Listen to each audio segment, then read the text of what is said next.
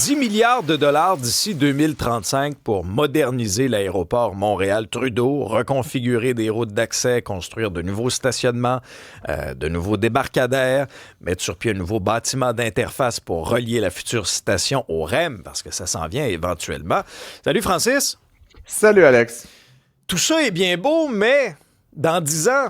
Dans 10 ans, ça va ressembler à quoi au niveau de l'achalandage? Tu signes un papier très intéressant dans le journal ce matin où tu te projettes un petit peu dans l'avenir, puis je te sens pas très optimiste. Ben non, moi j'ai pas connu, je sais pas, Alex, tu voyages peut-être depuis plus longtemps que moi, mais j'ai pas connu Trudeau autrement qu'en rénovation. Ça a Oui, toujours c'est ça. été le bordel. Puis Même là, chose. tu sais, il y avait cette série d'échangeurs qui ont été reconfigurés dans tous les sens, de toutes les manières possibles. Je sais plus combien de fois on a coulé, découlé, cassé le béton. J'imagine qu'il y avait une certaine logique là, de continuité du trafic à travers tout ça.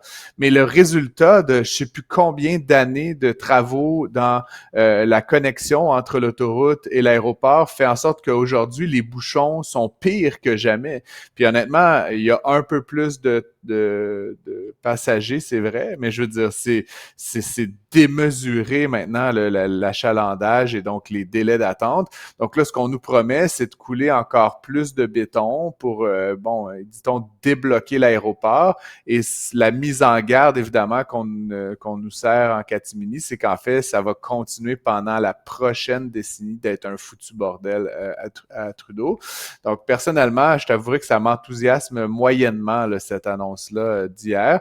On semble aussi, puis je l'explique à la fin du texte, là, le problème de l'aéroport, c'est c'est un organisme à but non lucratif. Hein, donc, il est conçu d'une certaine façon qu'il n'a pas la pleine mainmise sur les terrains, il n'a pas la capacité de lever des capitaux. Tout ça passe par de la dette. Donc, on doit toujours faire un petit morceau par un petit morceau. Puis c'est sûr, Alex, que si tu essaies de te construire une maison puis que tu as 100 pièces par jour pour construire ta maison, ça va être foutument long, mais imagine à quoi va ressembler ta maison à la fin. Idéalement, une maison, quand on la construit, on fait un solage. Ça coûte des milliers de dollars. Puis là, après ça, on fait peut-être un premier étage, puis un deuxième étage. Puis là, c'est comme on a raboudiné des affaires à coût de 1 milliard de dollars. Puis je sais, pour monsieur, madame, tout le monde, 1 milliard de dollars, ça peut sembler beaucoup, mais dans le cadre d'un aéroport, c'est rien du tout. Là, je veux dire, tu sais, refaire quelques bouts de route, ça peut coûter facilement 1 milliard de dollars. Donc, ultimement, on a raboudiné un aéroport, puis ce qu'on nous promet, c'est de continuer le raboudinage. Donc là, si j'ai bien compris, là, puis encore une fois, j'ai pas réussi à avoir de réponse hier, on a sollicité M. Beauchamp à l'émission, mais on va construire un nouveau terminal, mais ce que je comprends, Alex, c'est qu'il va falloir comme y aller en autobus. Là. Fait que ça va vraiment être comme, tu sais, dans les aéroports là, de pays en développement, là, quand t'as comme l'espèce de terminal au milieu de la pampa, là, genre entre deux gazelles puis un éléphant, là, que tu y vas comme, c'est comme lointain en autobus, là, il y a comme des rouleaux dans la savane. Il va y avoir ça. Ben, Ça va être des portes. Ça va nous donner un petit côté exotique. Ouais, ben c'est ça, là, mais honnêtement, non. Moi, je m'attends de Montréal-Trudeau à ce que ça soit Amsterdam, Schiphol ou Heathrow ou Charles de Gaulle. Puis malheureusement, comme je te dis, on a comme plus une courte pointe, hein, un patchwork d'aéroports. Ça a l'air d'un mix étrange des années 70. Il y a des petits bouts de modernité là-dedans, là, je le nie pas, honnêtement. Quand on fait bien les choses, on les fait bien. Mais comme je te dis, construisez une maison 100 dollars à la fois, c'est inimaginable. Tu sais, il faut faire le projet dans son ensemble. Et le verre est dans la pomme. La structure corporative de Trudeau fait en sorte qu'on arrivera sans la changer, jamais véritablement à en faire un aéroport de classe mondiale. Et donc, je me réjouis, là, je veux pas je veux pas pisser dans la piscine, là, puis être celui qui déconstruit les rêves des autres. Mais honnêtement, ce que j'ai entendu hier, c'est une promesse d'un foutu bordel pour 10 ans encore. Puis, pas vraiment un résultat qui, moi, personnellement, comme voyageur international, va m'amener à un aéroport dont je suis fier par rapport à ce que c'est aujourd'hui. J'ai juste le sentiment qu'on nous promet plus de bordel, plus d'embouteillage.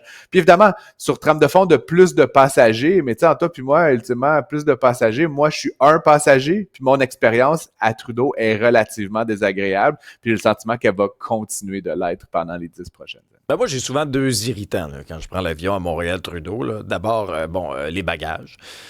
Ça, c'est souvent très long, souvent très compliqué. Moi, ça m'est arrivé d'attendre ma valise. Et après ça, moi, tu sais, quand on arrive de voyage, on a fait un vol de plusieurs heures, on a attendu notre valise, on veut juste sortir de là. On veut juste partir. Puis après ça, quand il y a des gens qui ont l'amabilité, par exemple, de venir nous chercher, ben là, c'est un branle-bas de combat, c'est cacophonique. Il y en a un qui siffle, tu te fais pointer, tu te fais crier après. Toi, on va pas là. Une voiture coupe l'autre. Ça n'a plus aucun sens, Francis. C'est le bordel, là.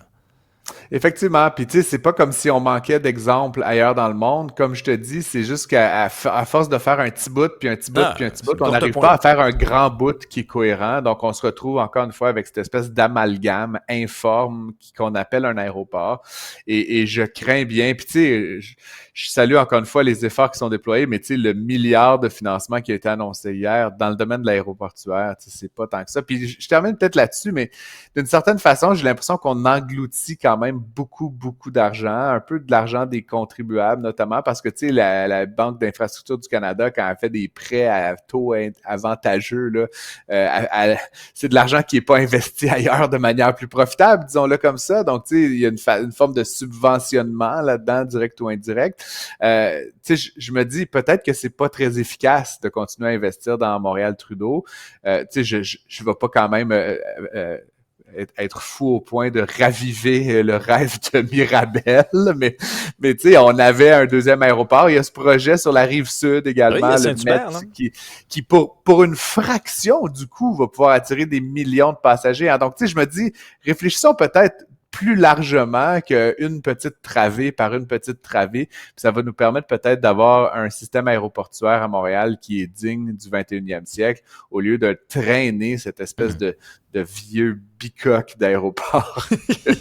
Moi, je te dis, j'ai pas une relation très amoureuse de Montréal-Trudeau, malheureusement. L'année passée, 22,4 millions de passagers. 2028, on en prévoit 25 millions, 35 millions jusqu'en 2035. On surveillait l'évolution de cette transaction-là, de ce souhait-là, entre Couche-Tard et 7-Eleven. Ben, cette entente-là vient d'exploser en plein vol, Francis. Oui, ben, pour reprendre la métaphore aérienne, Alex, effectivement, c'est un sujet dont j'ai beaucoup parlé là, depuis un an. Je suis, moi, cette transaction-là avec beaucoup d'intérêt. Bon, Couche-Tard, évidemment, qui est un géant là, dans le domaine du dépanneur, hein, de la petite distribution, pourrait-on dire, là, détiennent des dizaines de milliers de points de vente. On le connaît bien, Couche-Tard, la marque Couche-Tard, hein, au Québec, mais elle détient aussi des emplacements un peu partout au monde. Donc, c'est quand même une fierté nationale, pourrait-on dire, Couche-Tard ici. Puis donc, elle avait... Le problème, quand tu es le plus gros, Alex, comme Couche-Tard, hein, quand tu es un géant, ben, c'est qu'à un moment donné, la croissance, il faut être très imaginatif pour trouver des nouvelles pistes, des nouvelles avenues.